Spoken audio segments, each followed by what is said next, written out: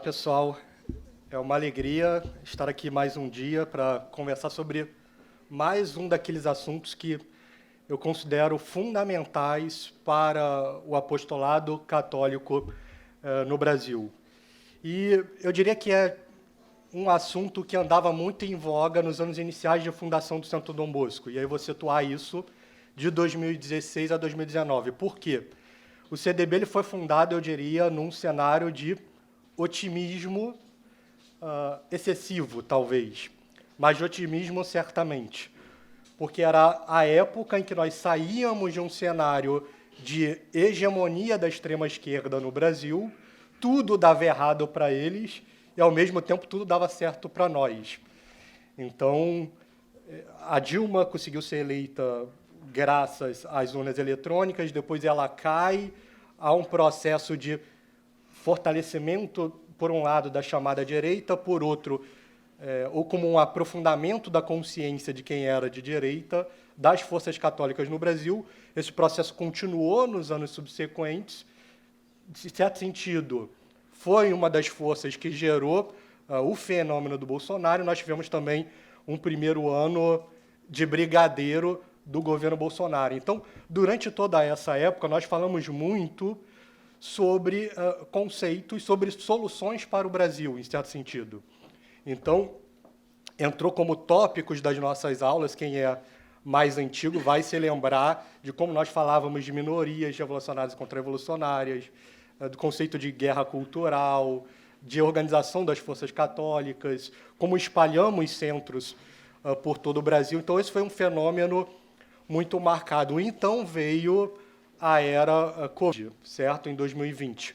E aí esse cenário, em certo sentido, que era de otimismo, e aí tem até duas aulas em que eu falo sobre esses assuntos pré-Covid, que é a vida intelectual, por um lado, e a guerra cultural, por outro, que estão no canal do YouTube. Mas aí vem, então, Covid, a gente sai daquele cenário mais otimista para um cenário cada vez mais de reação. Então, desafios vieram também para o Centro Dom Bosco. Nós começamos a ir a público de uma forma mais veemente, saindo do presencial e indo para a internet. Começaram várias lives, então nós fizemos tipo 12, 13 lives, 15, sobre temas associados ao Covid.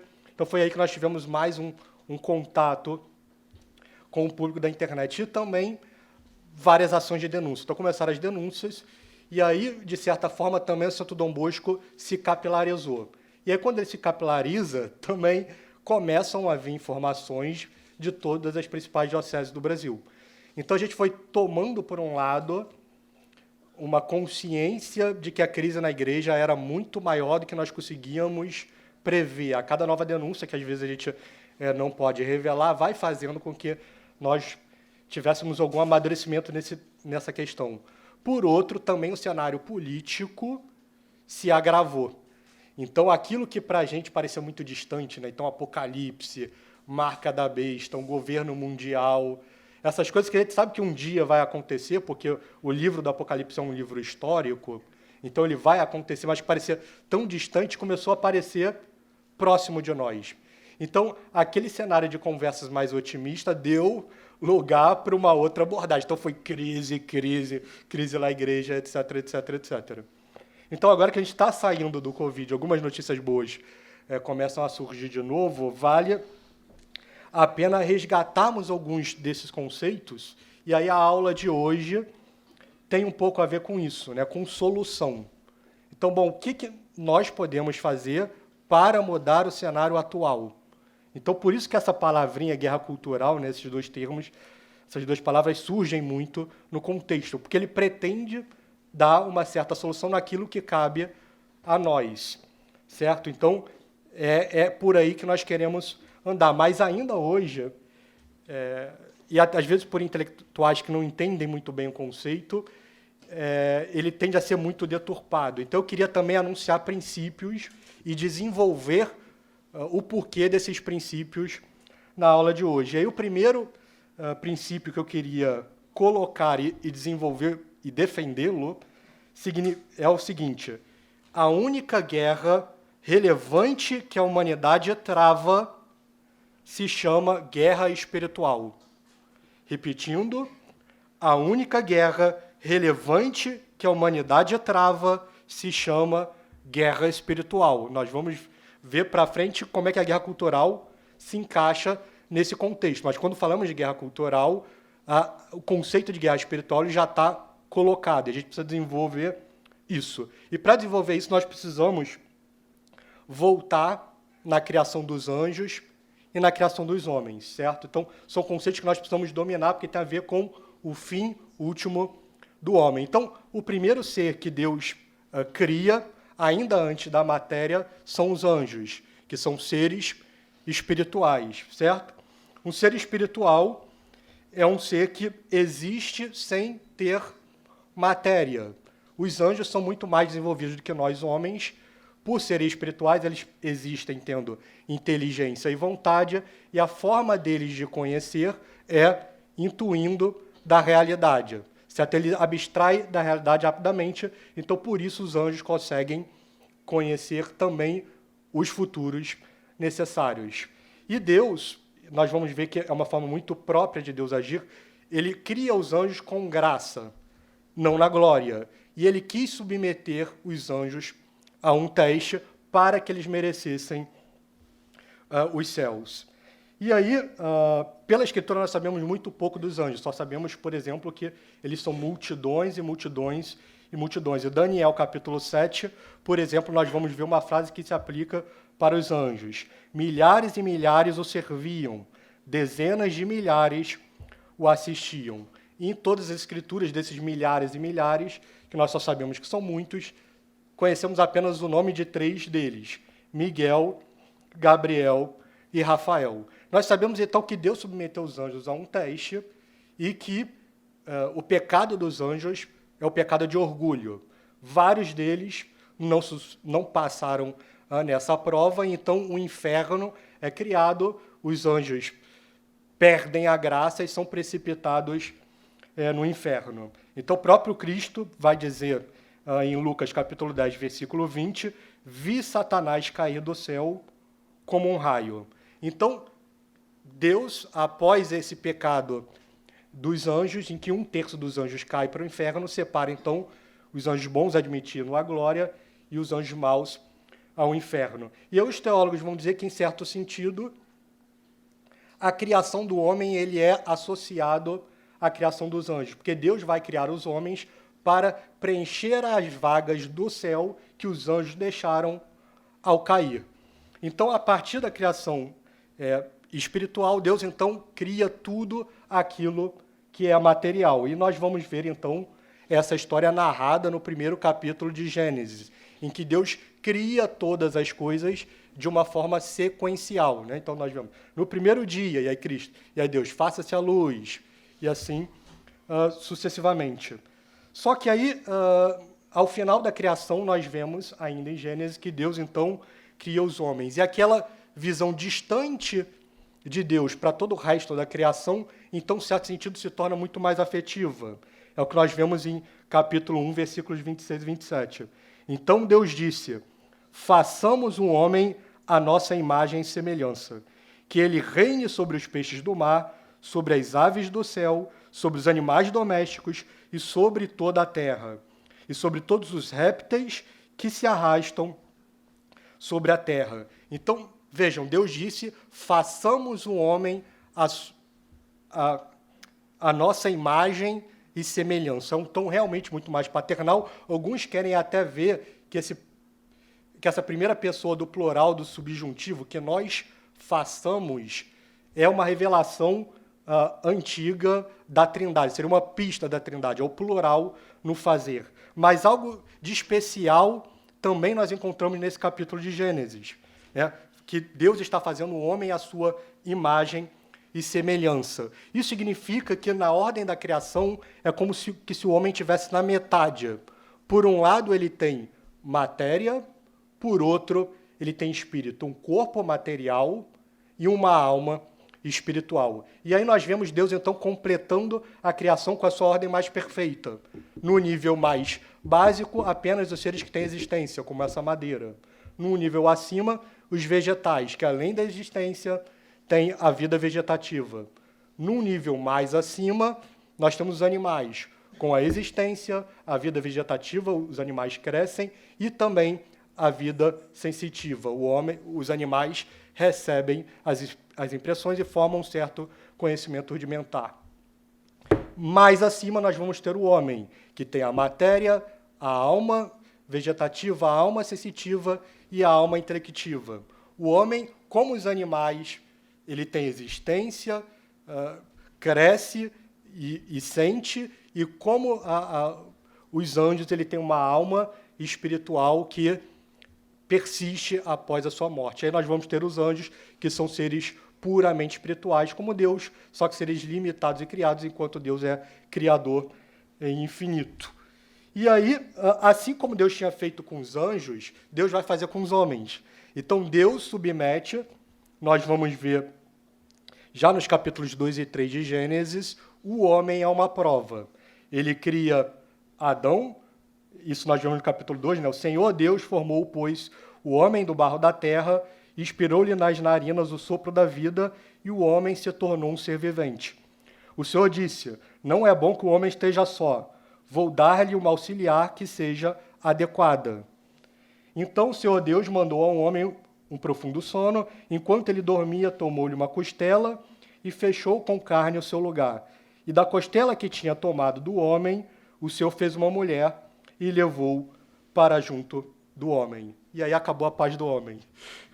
Mas fora isso, como é que os homens foram criados? Eles foram criados em Adão e Eva com 3 dons. Né? Dons é aquilo que a gente recebe de forma gratuita, sem merecer. Nós tivemos de Deus os dons naturais, que tem a ver com a nossa natureza mesmo. Então, essa coisa da alma vegetativa e sensitiva. Recebemos também de Deus os dons préternaturais, que são dons que estão acima da nossa natureza, mas não da natureza de uma ordem superior, como, por exemplo, no caso, os anjos. Então, Adão e Eva, como os anjos, não sofriam nem estavam submetidos à morte.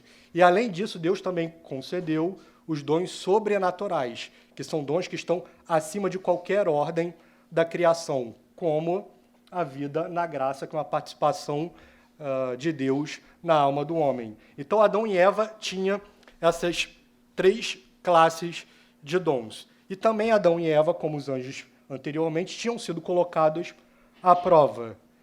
E nós sabemos que o demônio, então, e os demônios experimentaram um ódio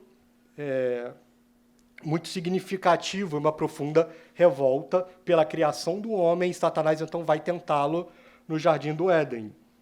E aí nós vamos ver que o Senhor Deus tomou o homem e o colocou no Jardim do Éden para cultivar o solo e o guardar. Deu-lhe este preceito, pode comer do fruto de todas as árvores do jardim, mas não comas do fruto da árvore da ciência do mal, porque no dia em que deles comeres, morrerás indubitavelmente. Então, por influência de Satanás, nós sabemos que Eva vai comer o fruto, depois o homem, tem-se o pecado original. E com o pecado original, nós perdemos, no caso Adão e Eva, os dons sobrenaturais, a vida na graça, e os dons préternaturais, que tem a ver com sofrimento e morte. E aí vejam a comparação. Né? Então, os anjos, no tempo, eles foram submetidos a uma prova, uma grande quantidade deles falhou e caiu. Os anjos, por serem seres muito superiores aos homens, não tiveram uma segunda chance. Então, o próprio Santo Inácio, nos seus exercícios espirituais, ele fala disso. Para nós considerarmos como os anjos, por apenas um pecado, foram precipitados para sempre no inferno. E o quanto nós merecemos o inferno pela quantidade de pecados que nós cometemos ao longo da nossa vida. Mas os seres humanos, por serem seres de certa forma mais imperfeitos do que os anjos, eles tiveram já na sua queda uma promessa de redenção por parte de Cristo. Então é o que Deus vai dizer na passagem de Gênesis, quando ele vai dizer: porém ódio entre ti e a mulher, entre a tua descendência e a dela. Esta te ferirá a cabeça e tu lhe ferirás o calcanhar. Então Deus já promete em Gênesis que o homem, de certa forma, seria redimido. Cristo vem mostra toda a bondade de Deus, redime o gênero humano, aquilo que o homem perdeu, dos dons sobrenaturais, com Cristo se torna possível. Então Deus restitui a vida na graça, aquilo que Adão e Eva perderam de sobrenatural, Cristo repõe. E até a perda irreparável dos dons preternaturais também revela uma sabedoria divina, porque se o homem aceita os sofrimentos e a sua morte com resignação, então aquilo é um motivo a mais para os méritos. Então Deus Deus que colocou os anjos sobre uma prova e colocou Adão e Eva sobre uma prova, também vai colocar a cada um de nós. Então hoje, também a cada um de nós, passamos por essa prova que Adão e Eva passou. Então agora é o tempo do teste. Deus nos concede graças, essas graças podem crescer, essa participação da vida divina em nós pode crescer, e quanto mais nós conseguimos elevar na vida da graça, maior vai ser a nossa união com Deus na felicidade. Por outro lado, quanto mais nos afundarmos nessa vida, maior vai ser a nossa punição no inferno, que existe uma pena de duração que é eterna e uma pena de intensidade que tem a ver com a nossa maldade nessa vida. Então, hoje somos nós que somos, assim como Adão e Eva foram tentados pela serpente, hoje o mundo e a serpente também tenta a cada um de nós. Tenta fazer-nos que nós sucumbamos à nossa tríplice concupiscência, né? Então, a concupiscência da carne, a concupiscência dos olhos e a soberba da vida. Nós agora estamos lutando e Deus quer, por outro lado, que nós consigamos passar por esta prova. Então, aqui eu lembro da passagem de Santo Antão, que foi um grande santo, um fundador dos ermitãos no deserto, que depois vai virar as ordens monásticas no deserto do Egito. Santo Antão, nós sabemos que foram muito tentados pelo demônio, e após uma série de tentações, Cristo aparece para Santo Antão, e Santo Antão pergunta: onde o Senhor estava quando eu estava sendo tão tentado? E Cristo disse: eu estava a seu lado a todo momento, Santo Antão, só que eu queria te ver lutar. Então, Cristo quer que todos nós lutemos pela salvação de nossa alma, pela salvação da alma do próximo e, num grau maior, pela restauração da cristandade no Brasil. E quando passar por esse teste, e nós vamos ter alguns 5 anos de teste, 10 anos de teste, outros 20 anos, outros 50, outros 80. Todos nós vamos ter esse teste. Quando esse teste acabar, nós então vamos estar diante de Deus no juízo particular. E aí, quão grande vai ser a tragédia daqueles que passaram a vida inteira afastados de Deus, vendo que Deus era como um sol que brilhava, mas eles eram como cegos que não viam a Deus enquanto ele brilhava. Então é uma tragédia. E de tudo isso, aí é que é preciso que nós tiremos uma conclusão, que é uma conclusão de que dela decorre toda a ação católica. E também toda a diligência nossa em buscar as graças para que a nossa alma seja salva. A ideia de que tudo na Terra consiste em conhecer, amar e servir a Deus, e que toda a felicidade nossa na eternidade depende de como nós agirmos nesta vida. Então, a única coisa que importa na nossa vida é a salvação da nossa alma. Todo o resto é supérfluo. Então, a ideia de estamos aqui na rua, fomos roubados, perdemos nosso iPhone 13. Isso não é nada. Eu não tenho iPhone 13, mas quem tem... Eu perdi meu tijolão da Nokia. Isso não é nada. Aconteceu uma tragédia na minha família, etc. Eu fui traído, né? Meu marido me traiu, minha esposa me traiu. Isso, na perspectiva da eternidade, também não é nada. Eu perdi o meu emprego, eu estou com dificuldades financeiras. Isto não é nada. Eu fui colocado no meio de um monte de muçulmanos com uma espada tentando lutar com eles. Isso não é nada. Então, a única coisa que importa em nossa vida é a salvação da nossa alma. E aí é uma tragédia o ver isso nas fileiras católicas, o quanto esse tipo de visão é negligenciado, porque nós agimos como que se a coisa mais importante das nossas vidas não fosse importante. Porque nós priorizamos tudo. E aí é daí que nasce a fraqueza da ação católica hoje em dia. Porque nós priorizamos o nosso conforto material em casa, com um bom sofá, uma boa TV, Netflix, viagens, televisão, jogo de futebol, às vezes um estudo para passar no concurso, um empenho para ser promovido no trabalho, tudo é priorizado, sendo que tudo isso vai morrer a partir do momento em que nós estivermos diante de Deus no juízo particular.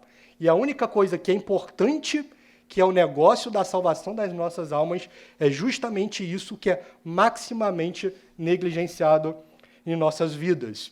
E é por isso que é importante a gente voltar aqui em Santo Inácio de Loyola, nos seus exercícios espirituais, porque ele ajuda a colocar a nossa alma no caminho correto.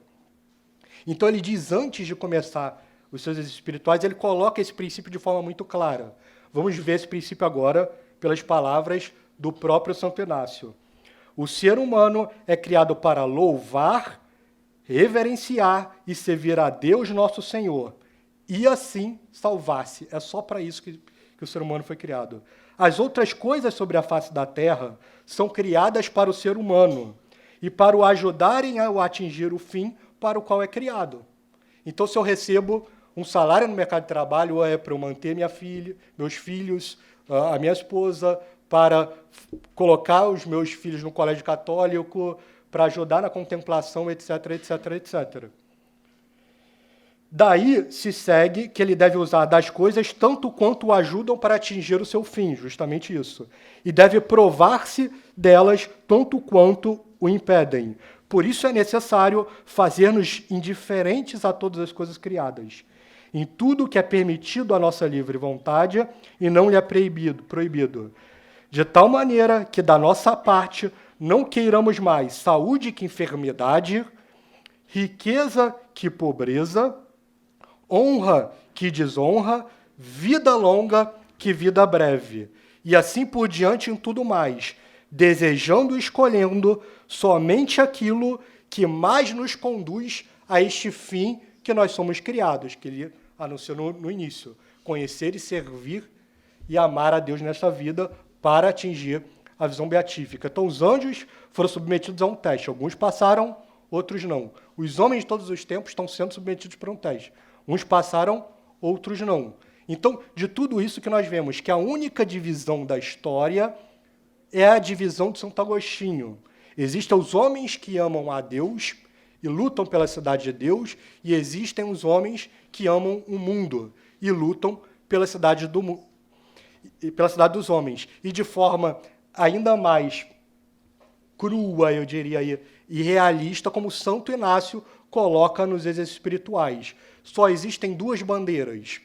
De um lado, a bandeira daqueles homens que seguem a Cristo. Então, Santo Inácio coloca claramente, de um lado está Cristo, em Jerusalém Celeste, sob um trono humilde, colocando os seus apóstolos e os seus servos em todo o mundo para divulgar a sua palavra. E de outro estão os abanderados de Satanás. Satanás está não na Jerusalém, mas em Babilônia, sobre o seu trono recheado de fogo e enxofre, da qual ele manda os seus demônios para todos os continentes. Então, a única divisão da história é essa: os abanderados de Cristo e os abanderados de Satanás.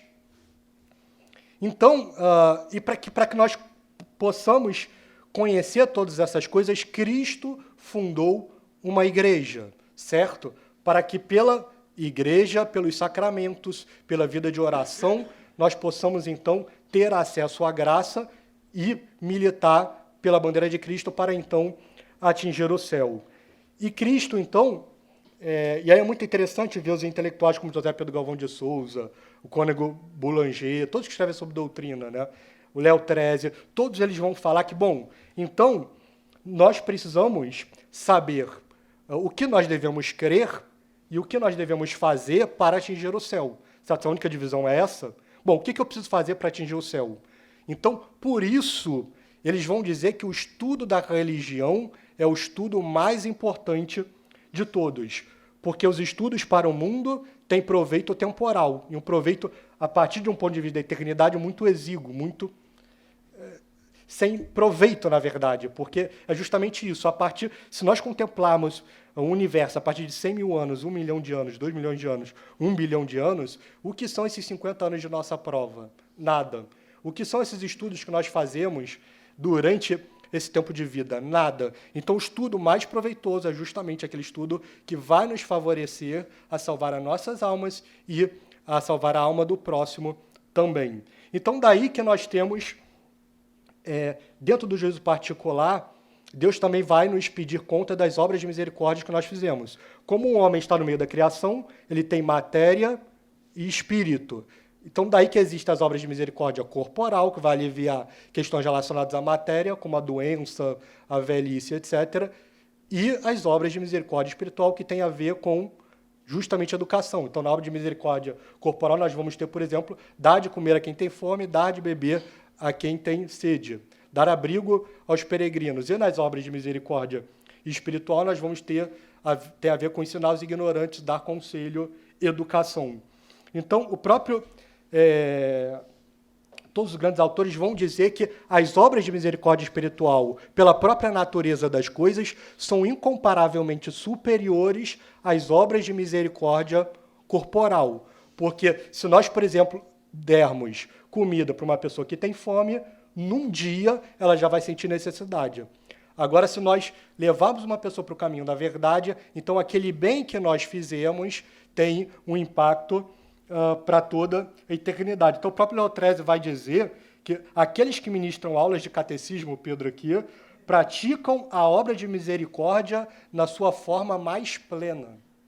Justamente por isso, porque está ordenando uma alma a sua salvação. E São Tiago vai dizer na sua carta que aquele que fizer um pecador retroceder do seu erro salvará sua alma da morte e fará desaparecer uma multidão de pecados, certo? Então, eu estou construindo um arcabouço para a gente entrar na parte de guerra cultural.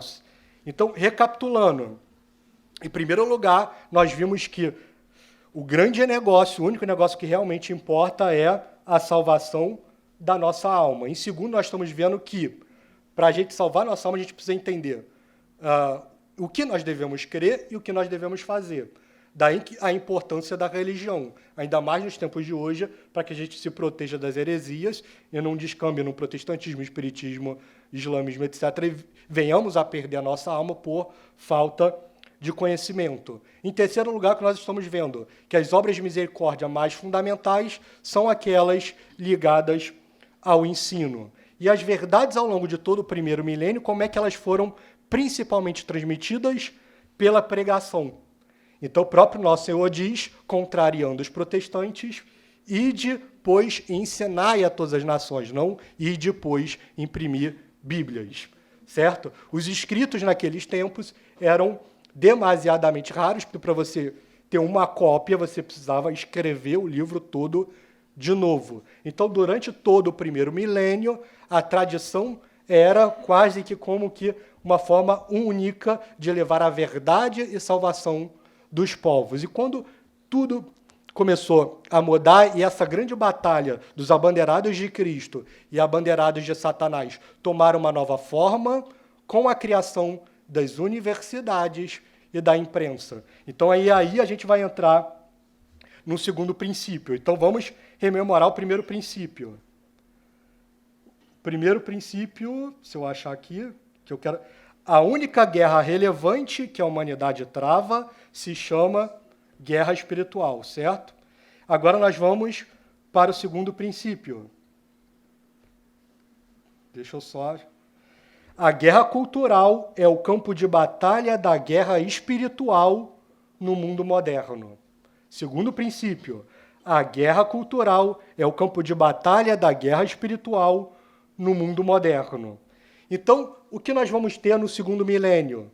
Primeiro, a fundação das universidades, por acaso, pelos católicos. Então, no século XI e XII, as universidades vão se espalhar pela Europa e, a partir daí, o conhecimento gerado começa a difundir de uma forma simplificada por onde existe a Igreja Católica. No século XV, nós vamos ter uma segunda descoberta que vai popularizar ainda mais a forma escrita, que é a imprensa, também descoberta por um católico, Gutenberg.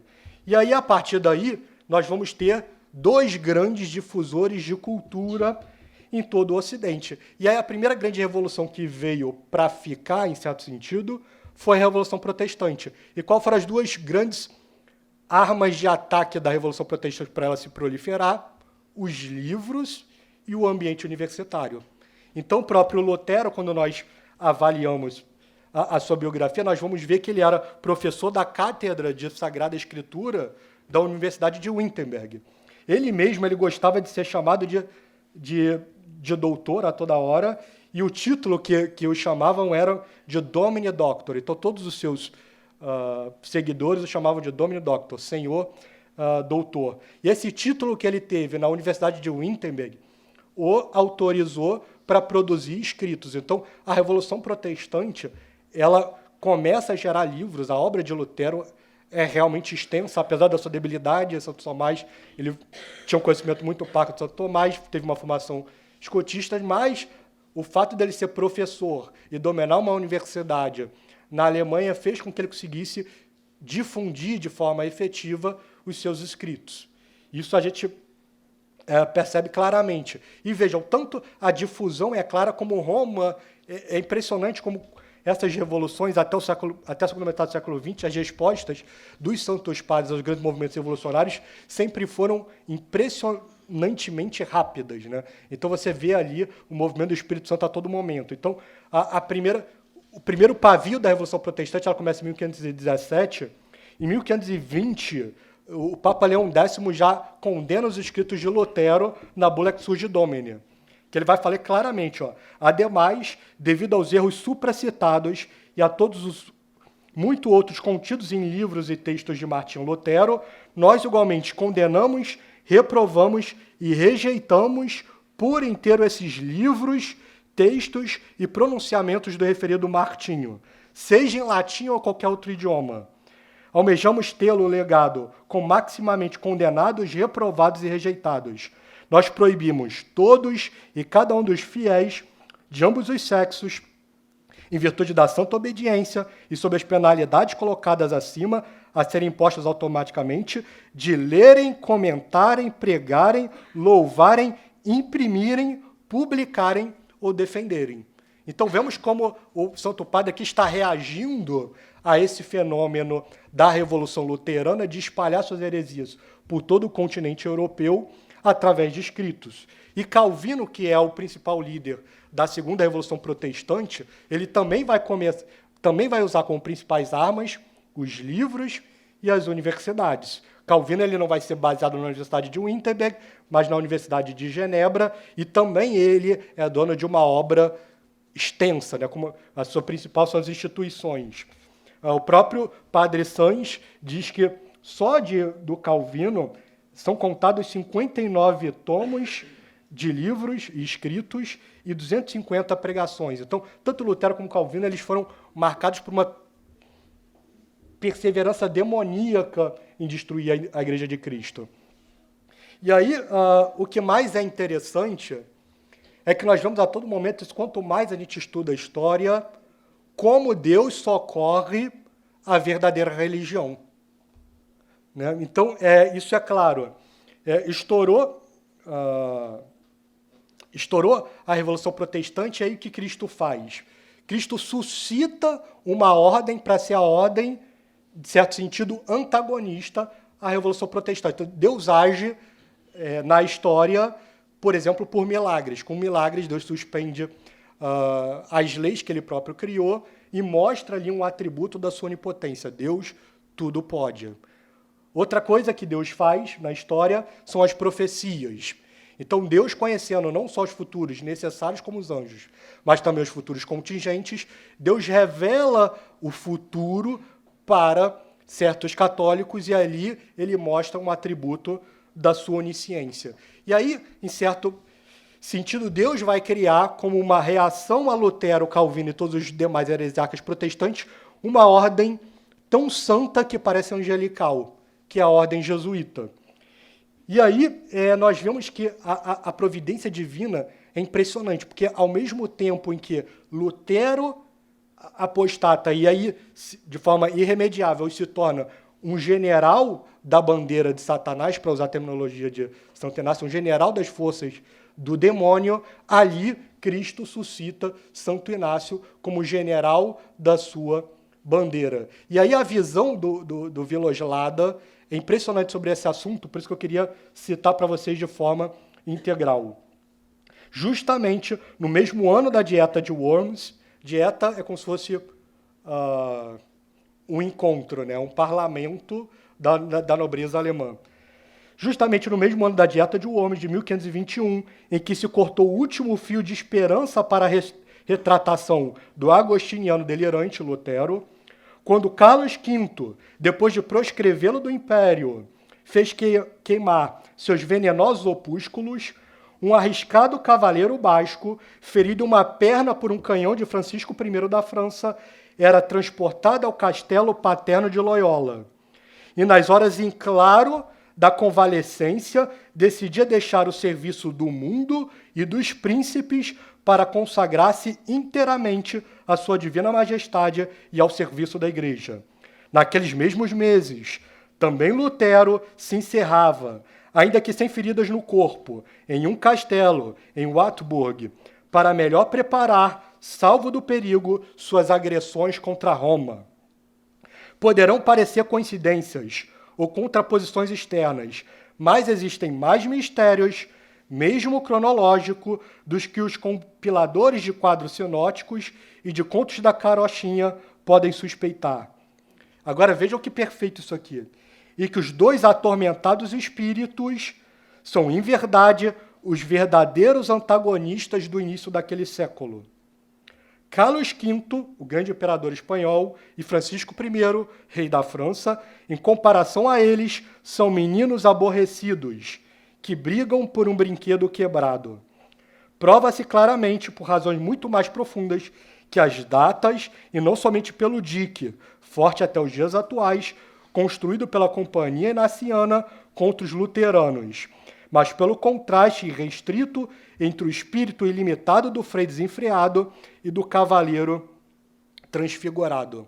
Então isso aqui é uma visão correta da história. O Viloslada está dizendo, que os dois homens mais poderosos do século XVI, Carlos V da Espanha e Francisco I, o embate deles pela hegemonia no continente europeu não era nada perto daquele embate que surgia em 1521, de um frei que consumava a sua apostasia e de um cavaleiro que renunciava a tudo num castelo ferido após ler 2 livros e ter ali uma conversão profunda e tendo início, então, do germen da fundação da Companhia de Jesus. E vemos aí que, inclusive, se os protestantes usam como armas livros e universidades, vejam que a própria conversão de Santo Inácio ela começa com um livro, isso nós já falamos várias vezes aqui.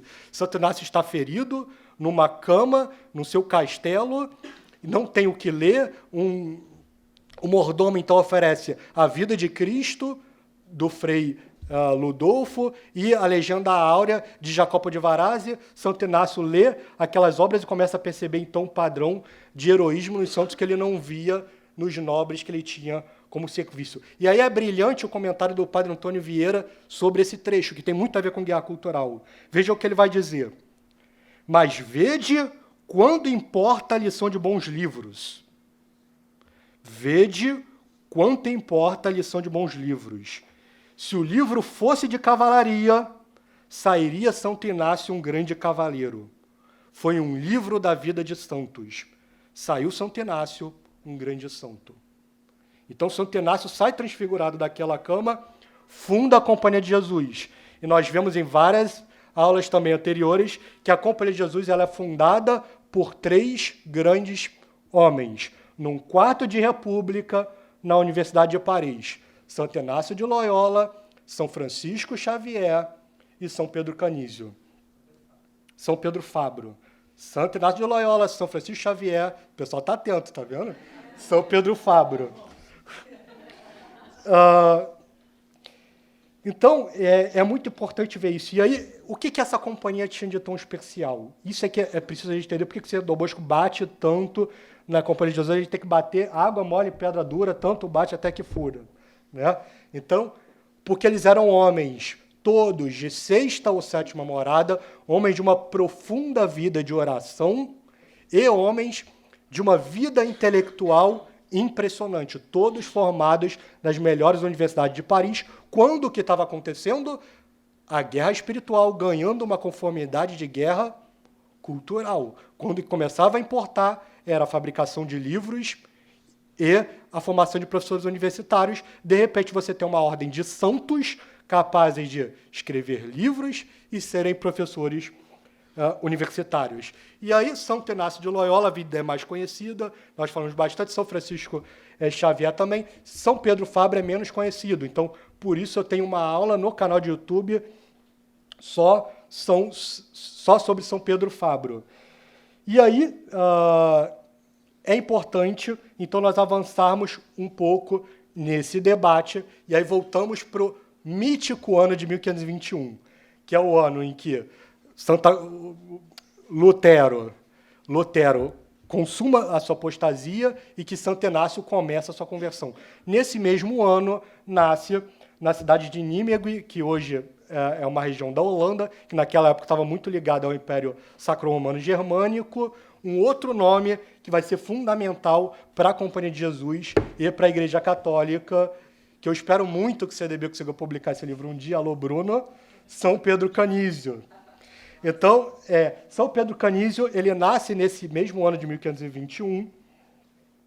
O pai dele é um pai extremamente católico, James Canis, tem 10 filhos, e como toda a família católica, e aí eu acho que vai ser assim no CDB, se Deus quiser, nós sempre vemos uma família numerosa por um lado e sempre dessa família numerosa sendo vocações. Então, de 10 filhos e filhas que esse James Canis teve, 3 se tornaram religiosos. 2 padres, um deles Pedro Canísio, e uma freira. Décadas depois da morte de São Pedro Canísio, fizeram até uma pesquisa sobre como estavam os descendentes do pai de São Pedro Canísio, contaram 150 descendentes, e aí é interessante porque aquela região em si tinha caído para a apostasia do protestante, mas todos os 50 descendentes da família do Pedro Canísio tinham continuado católicos praticantes. Então vejam como é importante, né? A formação de uma família católica, como isso pode se desdobrar como uma fortaleza, como uma grande coluna da fé para gerações subsequentes. Mas Pedro Canísio, muito pela formação do pai, que garantiu uma formação exemplar desde berço, ele se desenvolveu espiritualmente e intelectualmente muito, né? Então, em 1540, com 19 anos, nós já vemos São Pedro Canísio como doutor em filosofia na Universidade de Colônia. E vejam, 1540, as coincidências de data, como Viloslada falou, não é conhecimento de data, é providência divina. Então, 1521, Canísio nasce, Inácio se converte, Lutero vai para a apostasia. 1540, já não são mais 3 jesuítas, são 10. 1540 é a data oficial da fundação da Companhia de Jesus, através de uma bula do Papa Paulo III. Em 1540 é o ano, então, que São Pedro Canísio tira, com apenas 19 anos, o título de doutor em filosofia pela Universidade de Colônia. E, como eu mostrei na aula de Pedro Fabro, Santo Inácio de Loyola ele fica em Roma, então, organizando a Companhia de Jesus. Francisco Xavier ele é enviado para as Índias, então, Dom João III, isso a gente vai falando em outras aulas, se vocês pegarem outras aulas minhas, vão vendo que eu vou tangenciando esses assuntos de forma diferente. Então, Dom João III é o maior protetor da Companhia de Jesus, o rei português. O Brasil ele é fundado com o apostolado da Companhia de Jesus, que está por trás da fundação de Salvador, São Paulo e Rio de Janeiro, com o Padre Manuel da Nóbrega, São José de Anchieta, Padre João de Almeida, Padre Leonardo Nunes e outros que ajudam a fundar o Brasil. E por que esse movimento acontece? Porque o maior rei protetor da Companhia de Jesus é Dom João III. Nós vimos em outras aulas também que Portugal e Espanha, nessa época, são as 2 grandes nações que são ponta de lança da cristandade. A Europa está fracionada por causa da Revolução Protestante, 2 grandes nações se levantam em defesa da fé, Portugal com Dom João III e Espanha com Carlos V. E aí, o imperador. E aí, então, Francisco Xavier é enviado para as Índias, Inácio está em Roma, Pedro Fabro está circulando pela Europa, então a vida de São Pedro Fabro é curta, mas nós vemos ele, então, colocando as sementes da Companhia de Jesus em várias cortes europeias. E aí, em 1543, São Pedro São Pedro Fabre, então, resolve visitar a cidade de Mainz, na Alemanha, para pregar. E aí acontece que, vejamos, nós estamos no século XVI, um século em que a civilização é católica, ainda em grande parte, começa a ser fracionada pela Revolução Protestante, mas que era comum encontrarmos ainda, inclusive, leigos de sexta e sétima morada. Então, São Pedro Canísio, nessa sua juventude, ele tinha sido comunicado de duas profecias de leigas alemães. A primeira era uma viúva, já idosa, com uma grande fama de piedade, em que ela teve uma visão que Cristo aparece para essa viúva e vai dizer para ela que São Pedro Canísio entraria em uma nova ordem de padres simples e piedosos. Ele contaria uma nova ordem de padres simples e piedosos e que Pedro Canísio deveria entrar nessa ordem. Então a viúva tem uma experiência mística, comunica essa experiência mística para o jovem Pedro Canísio. Você vai conhecer uma nova ordem, você precisa entrar nela. E uma outra profecia que vai se deparar é de uma jovem piedosa casta que vê Canísio como um grande escritor que iria gerar um benefício incalculável para a igreja em todo o mundo. Veja, é um nome que a gente não ouve falar porque a história da igreja foi completamente soterrada. Mas então, São Pedro Canísio, ele sabe dessas duas visões. Pedro Fabre é um homem conhecido em todas as cortes europeias. Vejamos que é um dos 3 fundadores da Companhia de Jesus. Pedro Fabre está em Mainz, um homem de eminente santidade, eminente conhecimento teológico, e aí Canísio, como um fenômeno da Alemanha, quer ir lá conhecer esse cara. E aí ele, então, vai conhecer Pedro Fabre em Mainz, fica surpreendido com aquilo que ele encontra. Pedro Fabre, então, faz audiências com Pedro Canísio, explica sobre a nova ordem que estava sendo criada. Pedro Canísio se submete aos exercícios espirituais e tem certeza de que aquilo ali era a materialização da profecia da viúva alemã para ele. Resolve submeter já na primeira semana dos exercícios espirituais a Companhia de Jesus e entra na Companhia de Jesus. E aí, ainda de Colônia, porque vejam aquilo que eu falei, de uma ordem própria para o tempo moderno, né? De pessoas santas e extremamente inteligentes, formadas nas melhores universidades do mundo. De Mainz, Pedro Canísio vai escrever o seguinte sobre Pedro Fabre para a Colônia. Estou muito feliz de encontrar o homem na qual eu procurava. Isso se ele for um homem e não um anjo do Senhor. Eu nunca vi, nem ouvi, um teólogo melhor e mais profundo, nem uma pessoa igual a ele em santidade. Seu único desejo, vejam a visão, né? A visão alinhada, aquilo que a gente falou, o único negócio que importa. Seu único desejo é trabalhar pela salvação das almas, em união com Cristo.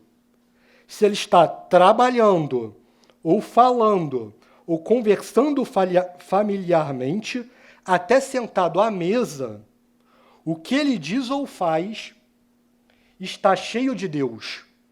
Tão grande é o seu crédito e a sua reputação que muitos doutores, religiosos e bispos têm feito dele o mestre e guia em seus assuntos espirituais. Então, nós temos aqui São Pedro Canísio fazendo um retrato de quem era São Pedro Fabre, aquele colega de Santo Inácio de Loyola e São Francisco Xavier, no Quadro de República, na Universidade de Paris.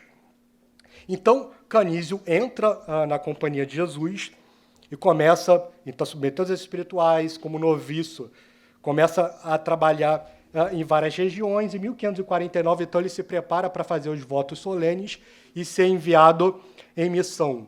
Ele é apresentado ao Papa Paulo III, que é o mesmo Papa que fundou a Companhia de Jesus 9 anos antes, em 1540.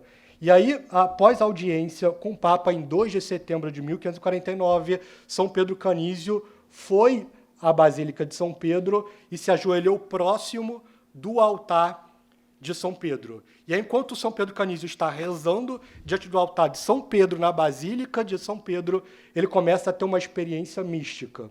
Um anjo aparece para São Pedro Canísio e começa a instruí-lo cada vez mais em assuntos do homem e de fé. E, de repente, o anjo convida São Pedro Canísio a se levantar, aproxima São Pedro Canísio do altar, São Pedro Canísio se ajoelha de novo, Cristo aparece, mostra o seu sagrado coração para São Pedro Canísio e convida São Pedro Canísio a beber daquela fonte que dá a vida.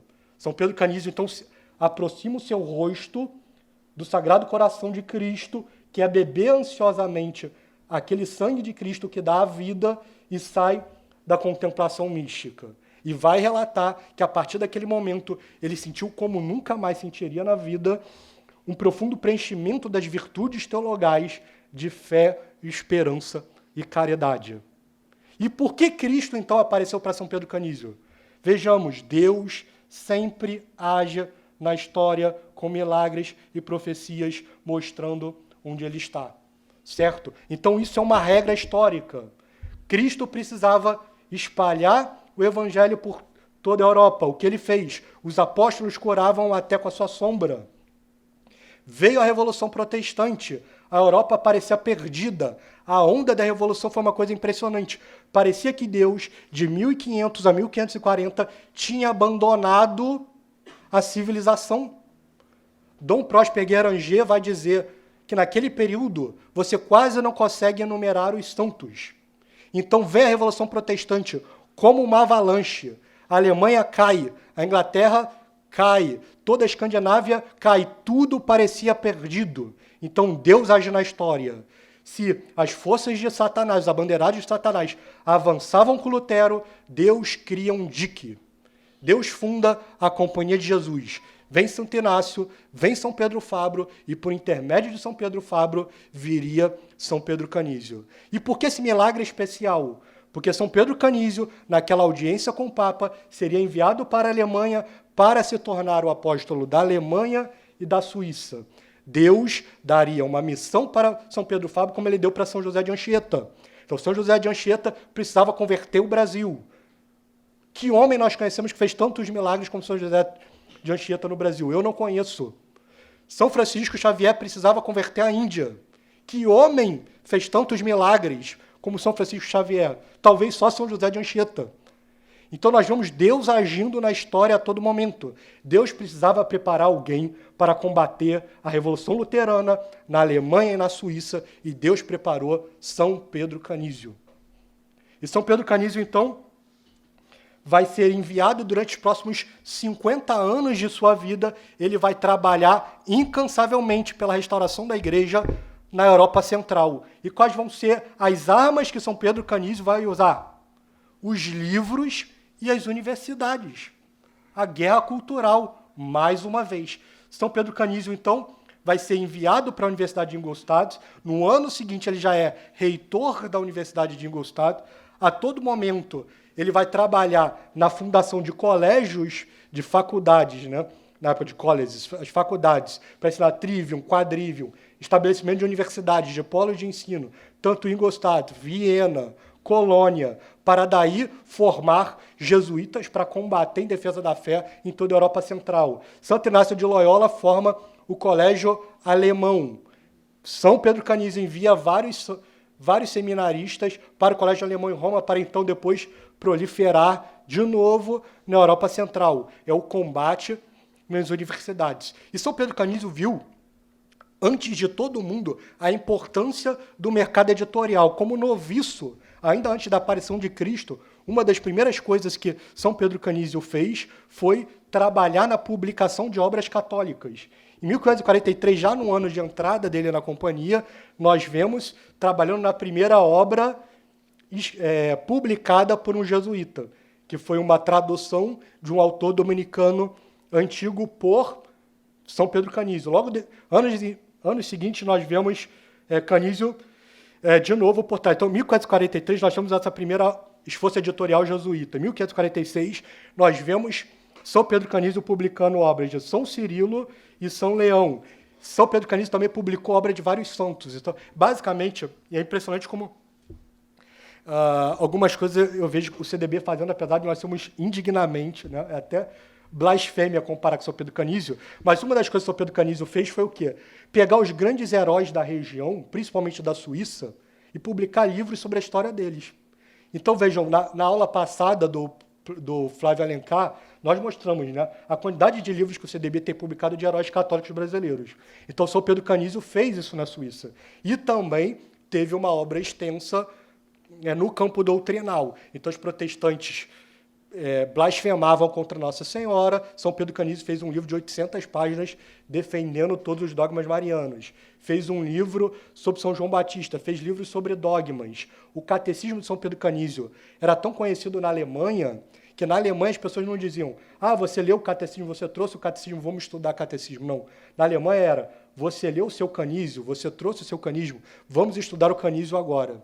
Então, Canísio e Catecismo se tornaram sinônimos nos territórios do Sacro Império Romano Germânico. Então, e aí, mais importante do que isso, São Pedro Canísio também estimulou os seus a seguir o seu caminho.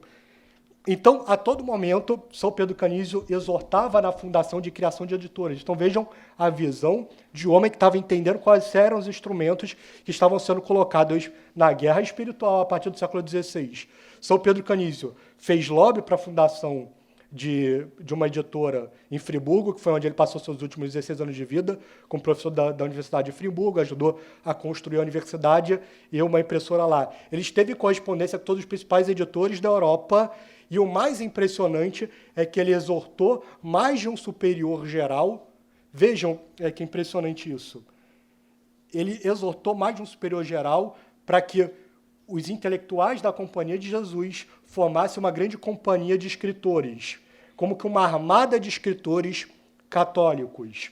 Então, para cada escrito revolucionário, deveria existir um escrito católico que combatesse.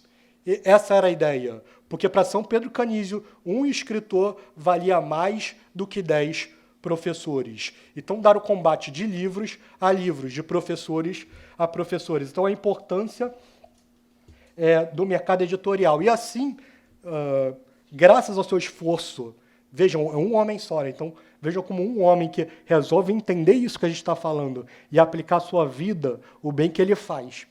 Então, pouquíssimos homens fizeram uma nação católica no Brasil, pouquíssimos homens fizeram muito em vários continentes, seguindo os reis portugueses, e um homem, então, seria responsável por manter todo o sul da Alemanha católico, por manter várias regiões da Suíça e alguns cantões católicos, e também por restaurar 100% a Igreja Católica na Polônia, porque vários dos nobres, a Alemanha naquela época era completamente fracionada, existiam vários nobres, né? E vários dos nobres alemães foram formados em instituições de ensino jesuítas. E aí eles viravam príncipes bem formados e defendiam a fé. Então, Sigismundo II, na Polônia, foi o homem responsável por vencer a Revolução Protestante na Polônia, que até hoje, então, é essa grande nação católica. Então, se não existisse Pedro Canísio, não existiria Sigismundo II, então talvez hoje a Polônia fosse como a Inglaterra, aquela zona lá, né, LGBT. Então, vejam como estamos no mês, né? Então, assim, é importante que a gente entenda. E por que a gente está falando de livros e universidades? E aí a gente vai para o terceiro princípio, certo? Então, o primeiro princípio, a guerra espiritual é a única guerra que importa. Foi. Segundo princípio, no mundo moderno, a guerra cultural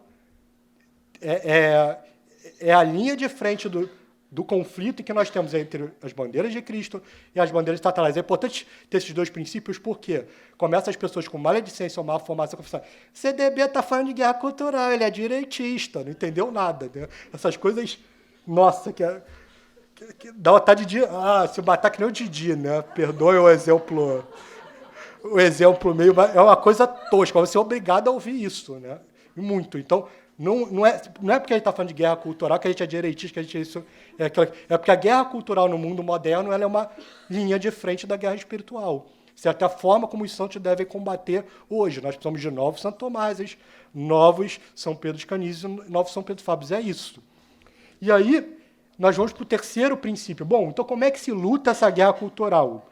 A gente sabe que, bom, o livro é importante, a universidade é importante, mas por que o Álvaro está falando tanto disso? Terceiro princípio, Os dois estágios iniciais da guerra cultural são os livros e o sistema educacional, nesta ordem. Enunciando de novo o terceiro princípio. Os dois estágios iniciais da guerra cultural são os livros e o sistema educacional, nesta ordem. E por que isso? Reparem, esse breve tópico aqui eu já falei algumas vezes. É algo completamente intuitivo.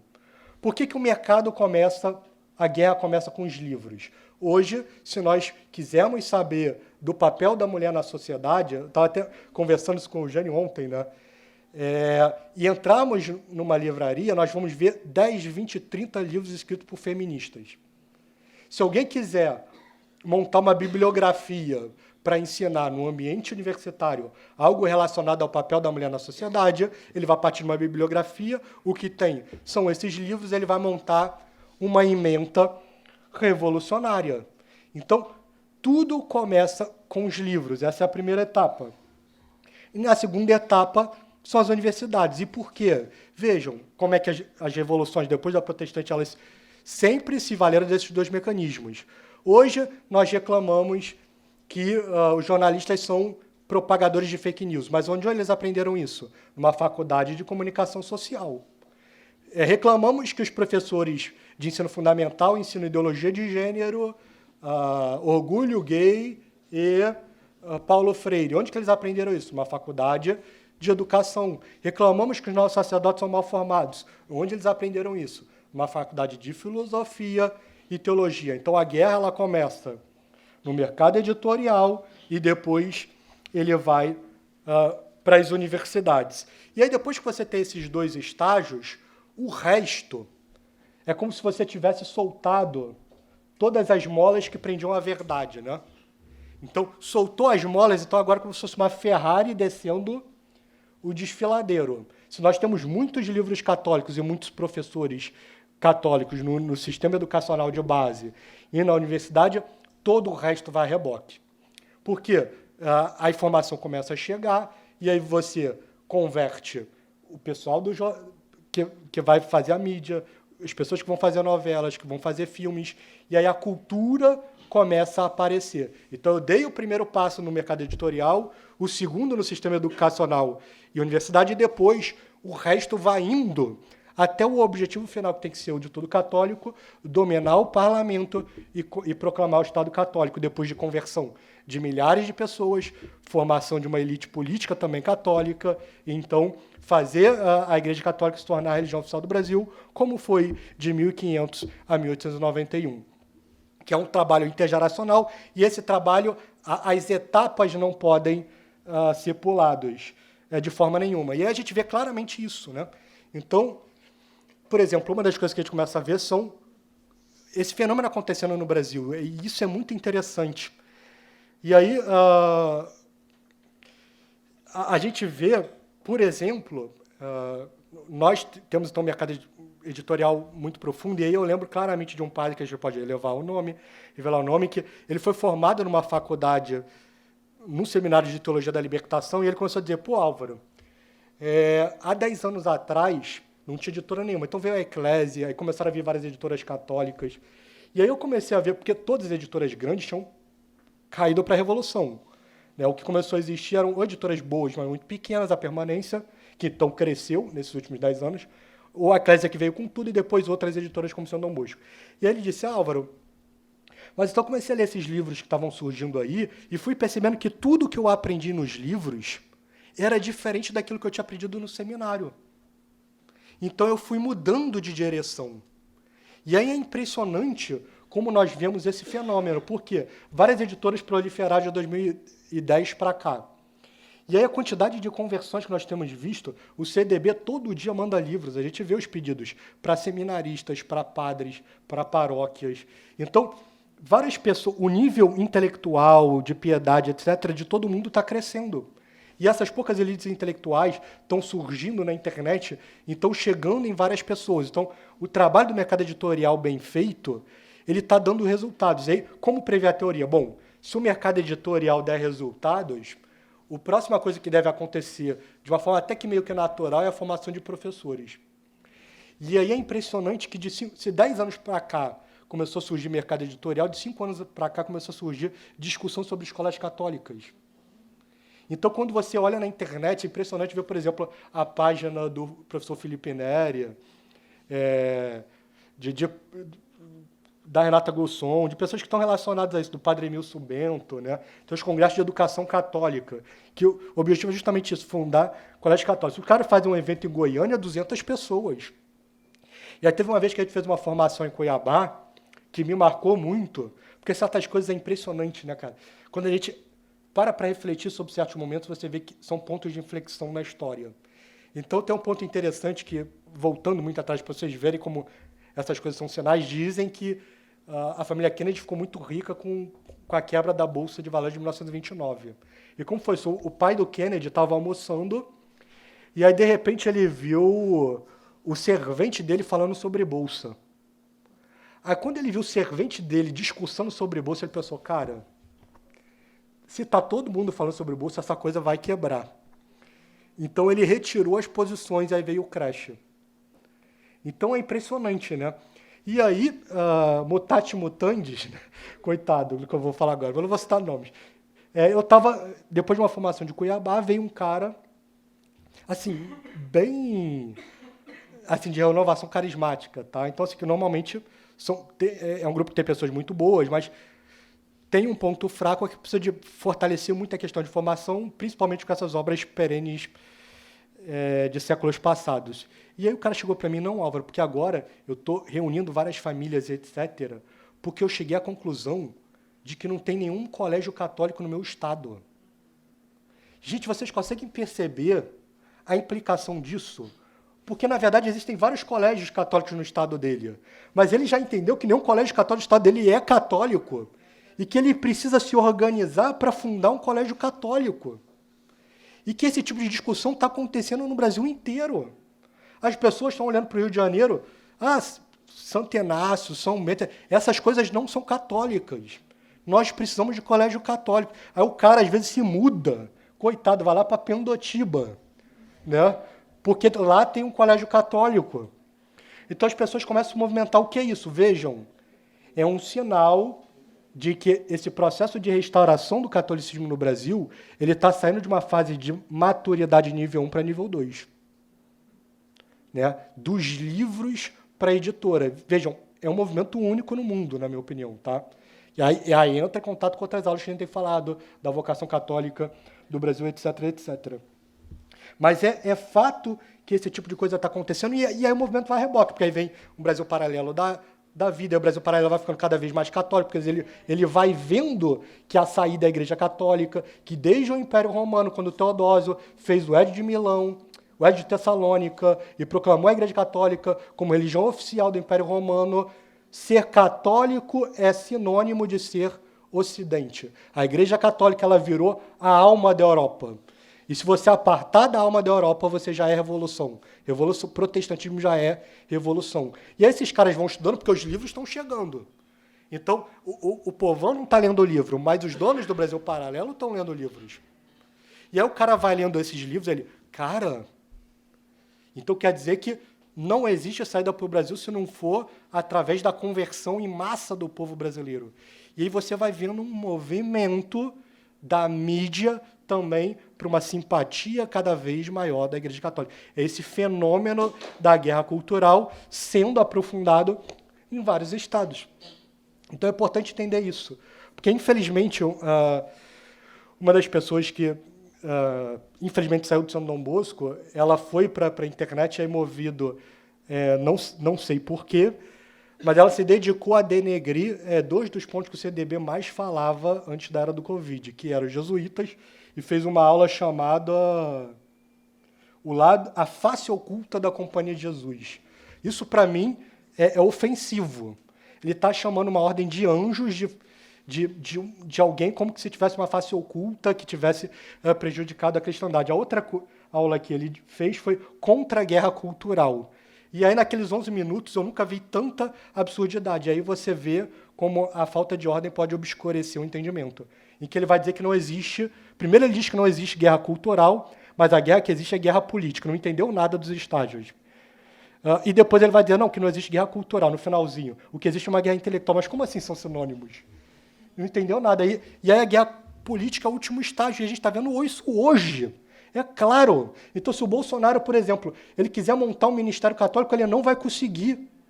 Quantos políticos católicos existem que sejam bem formados e combativos? Né? Porque quando é combativo não é bem formado, quando é bem formado não é combativo. Então, assim, é uma tragédia. Se a gente quiser montar, nos primeiros 6 meses, em 2019, eu fiz parte lá do primeiro Ministério da Educação, fui para o INEP. Não tem gente para preencher uma secretaria de um Ministério da Educação. Se a gente for olhar, porque assim, no início, o Bolsonaro, vejam, o Bolsonaro ele é um presidente que ele é favorável à Igreja Católica. Então, se tiver, vai preencher. Mas eu vi claramente, eram 3 forças no Ministério da Educação.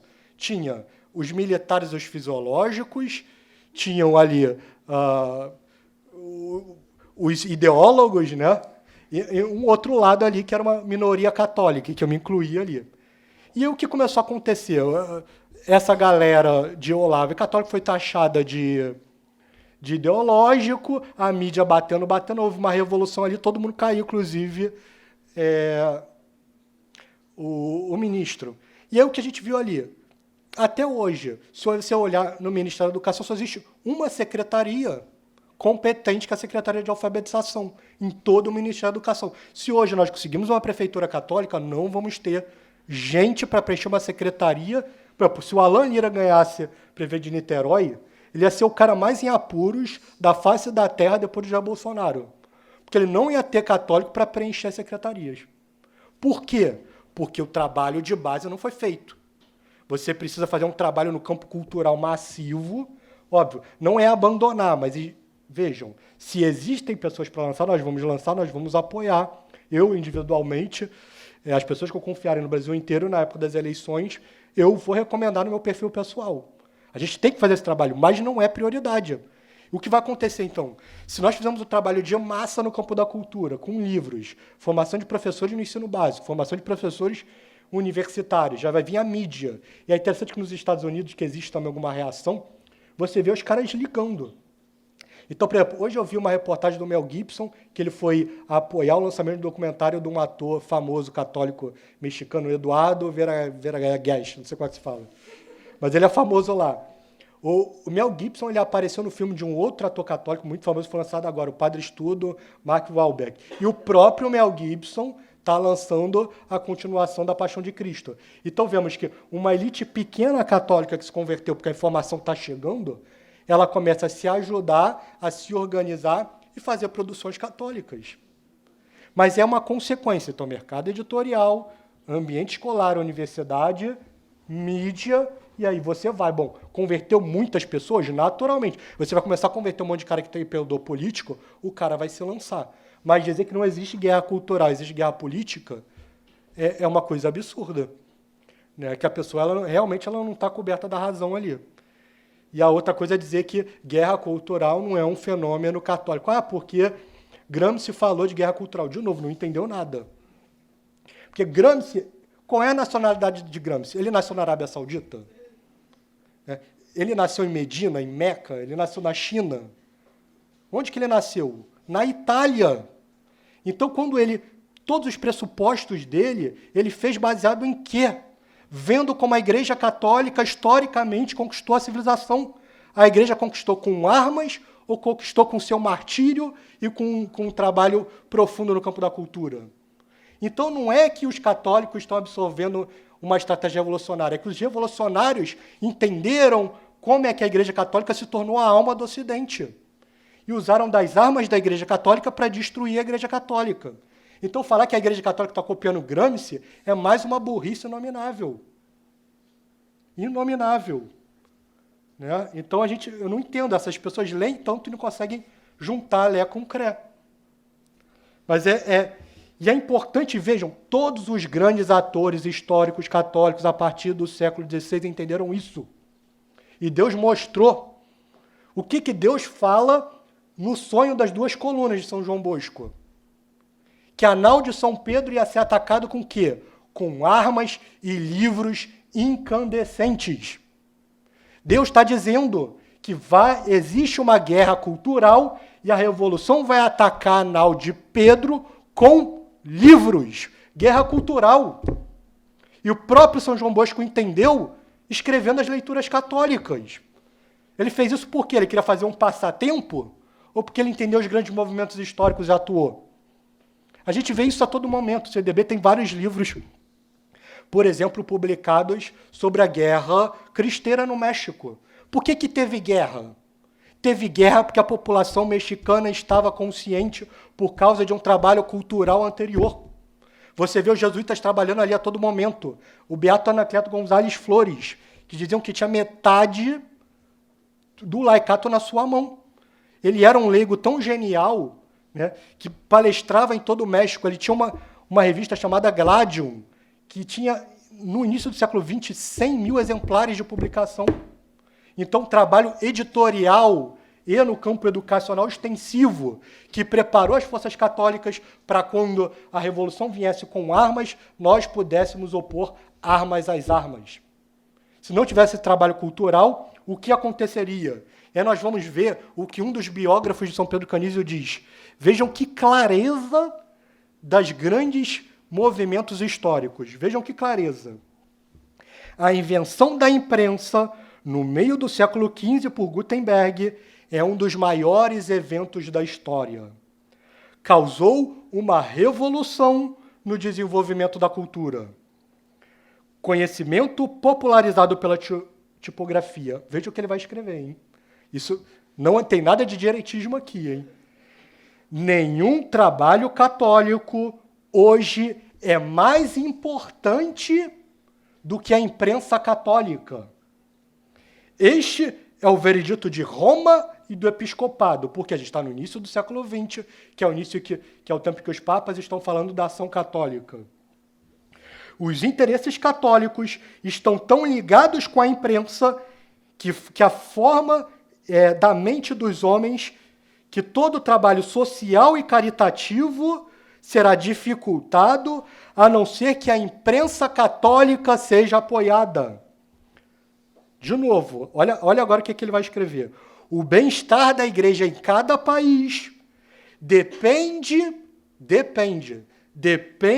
da condição da imprensa católica. Onde quer que o apostolado da imprensa católica é zeloso e bem conduzido, a vida católica renasce. É justamente isso que a gente está vendo no Brasil. As instituições católicas florescem. Vejam as escolas. Os princípios católicos são honrados e os direitos católicos são defendidos. Então é assim que o biógrafo defende a imprensa católica como o primeiro estágio da guerra cultural. E veja como Lutero e depois os revolucionários protestantes, a Revolução Protestante veio só depois de uma geração inteira de escritos que atacavam a igreja a todo momento. Quer dizer, porque não houve um trabalho de resistência no campo da imprensa católica, a impiedade pôde avançar com livros e depois com armas. Porque é sempre assim, né? Ao estágio de livros, se ele não é combatido, o estágio de armas é inevitável. É o que nós estamos vendo na Venezuela e na Argentina. Então, logo, a guerra cultural pode se transformar numa guerra armada se os católicos não oporem no devido tempo uma resistência cultural. Então, e aí nós vemos que no mercado editorial os revolucionários entenderam isso. E o próprio padre Alfredo Sanz ele é muito preciso, né, que ele cita até Eugène Pernot em um dos seus livros para mostrar como a Revolução entendeu isso e sabe fazer, né? Sabe fazer muito bem. Não há praticamente um dia em que não se tenha ocasião de escutar frases como já não estamos na Idade Média, não vamos voltar à Idade Média, mas que pensamento medieval. Em todos os livros você vê isso. E isso em qualquer circunstância, seja defendendo as bandeiras da emancipação. E aí eu queria citar, porque, como, se Deus quiser, meu primeiro livro está no estágio inicial, estágio final vai sair no mês que vem, um exemplo, tá vendo? Vou dar um exemplo sobre maconha aqui, porque maconha, para você ver como é que os caras abrem espaço para bater na igreja. Eles entendem, né, os abanderados de Satanás de forma mais ostensiva ou intuitiva que é preciso destruir a alma da civilização. Então, em todo o livro você vai ver a igreja apanhando. Olha como Steve DeAngelo, que é um grande mega empresário da maconha, agora que ela está legalizada em grande parte dos Estados Unidos, e também um grande ativista no período pré-legalização, que escreveu um livro chamado The Cannabis Manifesto. Olha o que ele fala a certa altura, um livro sobre maconha. Depois de derrotar os mouros, ele vai falar agora da maior rainha da história, tá? Isabel e Fernando começaram a restaurar sua versão sombria da fé católica. Centros de ensino que floresceram durante séculos foram fechados. Livros foram queimados em públicos. Olha que malvadões, né? Judeus, ciganos e outros que se recusaram a se converter ao catolicismo foram expulsos do país. Hereges foram torturados até a morte. E o consumo de cannabis foi proibido. Nem existia direito na época. Junto com qualquer outra coisa que cheirava vagamente islâmico. A Inquisição Espanhola havia começado com a feiura característica de todas as intolerâncias. Não por coincidência, para os propósitos de nosso conto, 1492 é também o ano de Cristóvão, que Cristóvão Colombo reivindicou a América como a mais nova posse de Isabel e Fernando. Não demorou muito para a cannabis e a campanha contra ela criarem raízes no Novo Mundo. Então vejam que o livro é sobre maconha, ele arruma um jeito de bater até dizer chega na igreja, né? Falando verdades, às vezes, com um tom de mentira aqui. Porque vejamos, qual foi... Isabel de Castela, ela realmente fez Inquisição, graças a Deus que ela fez Inquisição.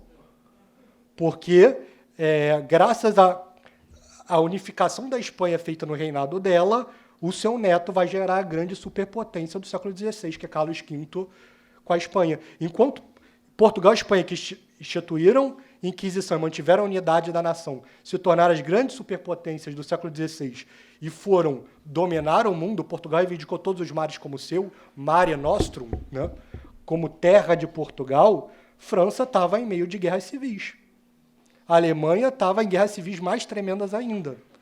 Então, a escolha não era Inquisição malvada ou não Inquisição malvada. A escolha é, bom, você quer matar 100 ou quer matar 100.000? Né? Mas, no entanto, eles divulgam esse tipo de propaganda a todo momento no mercado editorial, certo? Avançam a sua doutrina revolucionária ao mesmo tempo em que destroem a influência da igreja na sociedade. Bom, e quem pode dar uma resposta quanto a isso? Os protestantes. Então, tem uma história, eu não vou citar nomes, mas tem uma história que é muito importante para notar isso, para a gente conseguir refletir sobre isso. Então, uma grande intelectual católica, para mim, é uma das pessoas que faz um trabalho genial nas redes sociais, me contou que leu um livro de uma protestante sobre feminismo, em que ela ataca o protestantismo, que é muito conhecido esse livro, muita gente da direita está lendo, e ela disse que o livro é excelente.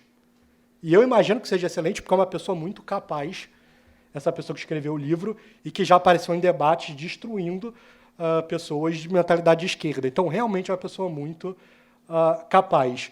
Mas, já sabendo, vejam, se aqueles princípios nossos estão na mente, bom, os anjos tiveram um teste, alguns caíram, outros não. Os homens também estão passando por um teste, uns se alistaram na cidade de Deus e na bandeira de Cristo e se salvaram, outros na cidade dos homens e na bandeira de Satanás se perderam. Cristo, para que nós pudéssemos conhecer como ir para o lado dele, fundou uma igreja, deu os sacramentos para restituir em nós os dons sobrenaturais, todo esse conceito que nós vimos hoje, e deu a essa igreja o depósito daquilo que a gente precisava saber para salvar a nossa alma. Então, Deus fundou uma igreja. Então, você precisa ler tudo isso com essa visão, porque a história, o único sentido da história é a contagem do número dos eleitos. Quando bater a quantidade do número dos eleitos, que tinha previsto Deus no céu desde a eternidade, acaba a história, vem a segunda vinda de Cristo. Bom, essa autora protestante, apesar de ser muito capaz, ela não tem essa visão. Então, eu perguntei para a pessoa que tinha elogiado o livro, bom, eu acredito que seja muito bom, eu pretendo ler, tá? Eu ainda não li, mas pretendo ler. Dizem que essa pessoa fala muito das revoluções, das ondas feministas, consegue fazer um bom diagnóstico, mas eu perguntei, bom, tem algum capítulo sobre Nossa Senhora no livro? Tem algum capítulo sobre família no livro? Sobre como que eu faço uma família ideal? Não. Por quê? Por não estar na bandeira de Cristo, por não ter a visão clara, o protestante ele só consegue entender que é um problema, né? Então, Apolo 13, deu um problema lá, Houston, we've had a problem, nós tivemos um problema. Eles conseguem ver o problema, até a terceira onda, até a quarta onda, até a quinta onda, meu Deus, tem um tsunami vindo aí. Mas eles não conseguem dar a solução. Porque para dar a solução eu preciso caminhar para os primeiros princípios, que vão dar, inevitavelmente, na família, que é a célula base da sociedade, e então em Deus, na conversão de todos os homens. Nem revolução, nem reforma da sociedade, mas reforma do homem individual pela graça. E veja que não se consegue entender isso se você não for católico.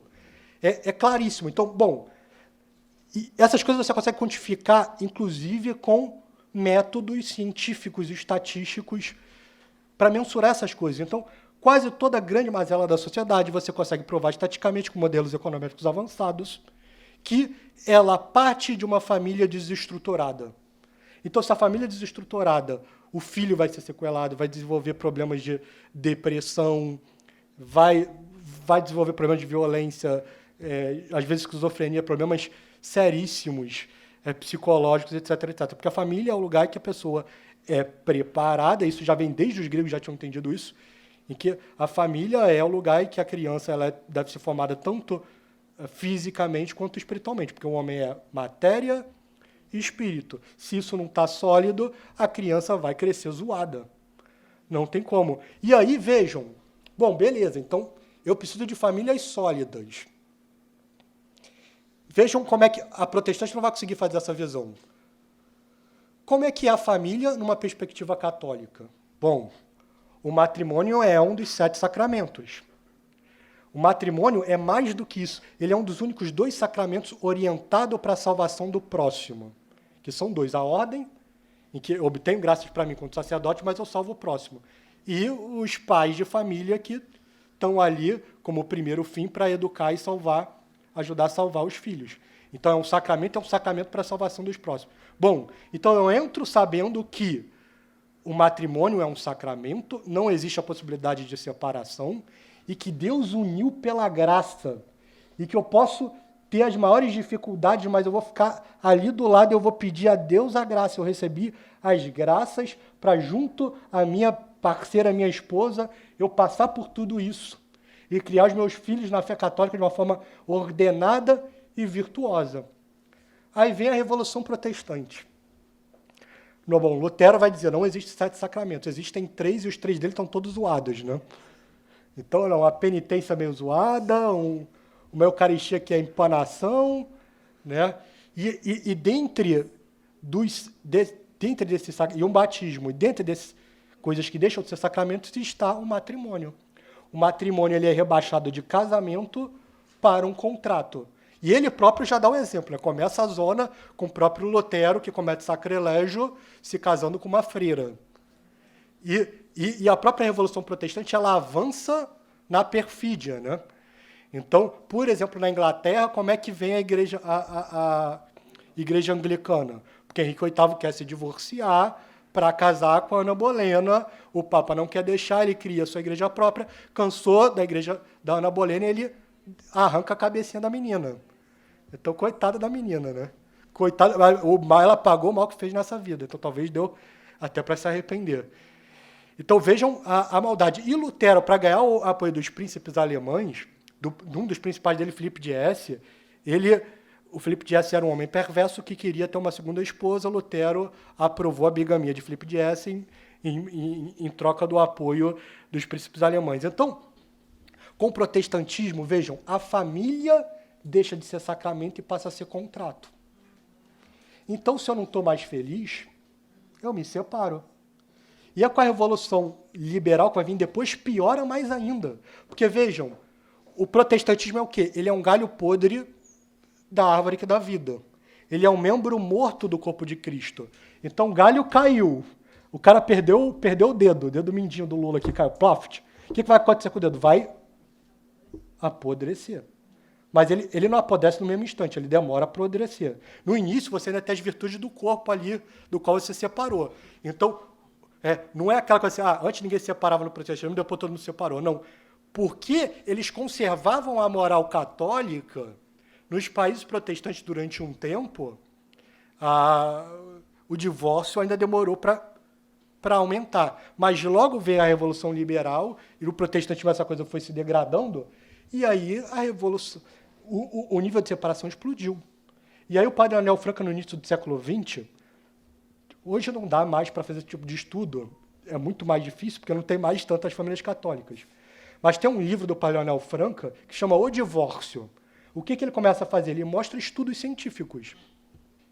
E aí começa a comparar, quantos por cento de divórcio tem famílias católicas? Sei lá, 1%, não lembro os números. Famílias protestantes, 20%. Famílias liberais, 50%. Era uma coisa que ia explodindo. Enquanto no Brasil quase não existia divórcio, nos Estados Unidos já era metade no início do século XX.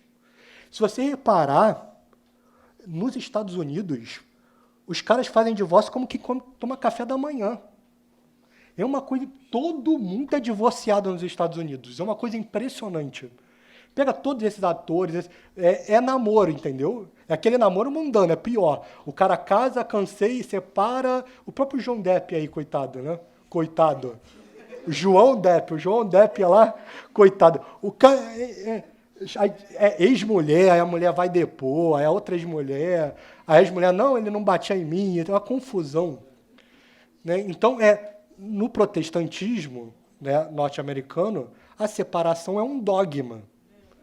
Então, vejam, agora, a protestante que escreveu o livro, ela vai conseguir entender isso? Não. Então, vejam, e aí o Gustavo Cossoni também fala isso num livro chamado Claro Escuro. Né? Então, a sociedade brasileira está como estão as famílias católicas, a ela cabe a missão de restaurar a civilização. Então, apesar dos protestantes poderem conseguir, às vezes, entender o diagnóstico, eles nunca vão conseguir propor a solução. Então, e aí, a solução, inevitavelmente, ela tem que vir com os católicos. Por quê? Vejam, a história, como a gente está vendo, é um drama de milênios, nas quais a gente sabe que Cristo vai triunfar e a sua igreja. E que a nossa opção é unicamente escolher a bandeira, bandeirados de Satanás ou bandeirados de Cristo, o trono da Jerusalém Celeste ou o trono da Babilônia. Então, o intelectual católico, ele tem que entender esse drama e aplicar ao seu método, ao seu objeto de estudo. Ele tem que dar ao seu livro um tom marcadamente católico. E aí eu recomendo que quem não leu, leia o livro Sentido Católico de História, de Dom Próspero Guéranger, que ele é genial nisso. Ele vai mostrar claramente. E ele vai dizer, mas aí os revolucionários vão dizer, mas esse livro está muito católico, está muito Santo Agostinho, está falando de milagre no livro. Graças a Deus, é sinal de que você está escrevendo um livro como tem que escrever. Mas esse livro está parecendo um catecismo. Graças a Deus, é sinal de que você está escrevendo um livro certo. Porque a revolução não deixa de ser ousada. Vejam, o cara está escrevendo um livro sobre maconha e lenha no catolicismo. Ele não está nem aí. O marxista lá, aquele Gessé de Souza, sei lá, que virou o grande, o cara, ele vai descer a lenha. Então, se um cara vai escrever sobre racismo, ele vai dizer que a Igreja Católica é racista. Se o cara escrever sobre feminismo, ele vai dizer que a Igreja Católica é machista, e assim em todas as áreas do conhecimento. E aí o católico, não, eu quero fazer um livro para negociar com o mundo. Não é assim. Dom Próspero, ele até cita um exemplo de um intelectual católico que fez uma pregação para um público laico como São Paulo, e o público respeitou. Por quê? Está na hora de nós católicos mostrarmos a nossa força católica, e eles vão nos respeitar justamente por isso. Por uma defesa intransigente da verdade. É importante que a gente entenda isso, porque os católicos eles têm uma defesa tímida. Deus age na história com milagres e profecias. A providência divina dirige a história. Se nós retirarmos todo esse movimento, todos esses movimentos históricos, como eu citei vários aqui de Deus agindo com São José de Anchieta, São Francisco Xavier, São Pedro Canísio, São Pedro Fabro, se nós não colocarmos isso no nosso objeto de estudo, e como que Deus restaura o homem através da graça, nós vamos dar uma leitura incompleta para o nosso objeto de estudo e inferior. Por que esses padres despertam quando lêem os livros antigos? Por que muitas pessoas despertam quando leem os livros antigos? Porque eles percebem nos livros antigos que aquilo que foi feito há 500 e 1000 anos é super superior ao que é apresentado hoje. Que Pondé, perto de São Tomás de Aquino, não é nada. É um ultraje comparar. Então, o que nós precisamos fazer? Nós precisamos pegar tudo isso e trazer.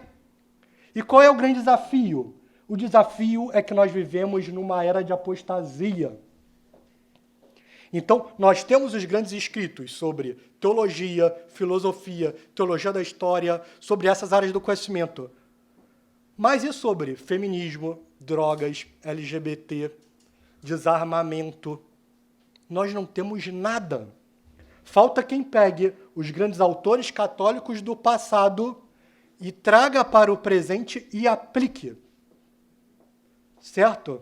É preciso de autores católicos para fazer o movimento inteiro, diagnosticar o problema e dar a solução, indo aos primeiros princípios da salvação do homem e da salvação da sociedade via restauração da cristandade. Então, é algo muito além.